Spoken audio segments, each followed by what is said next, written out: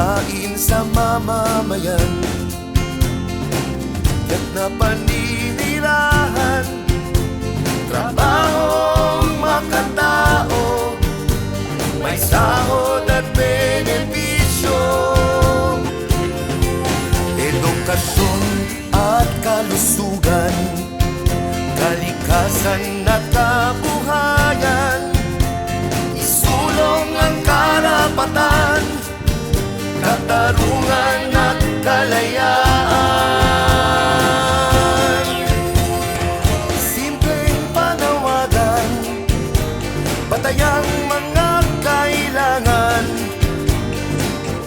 maginhawang buhay, taong baya'y magtatagumpay.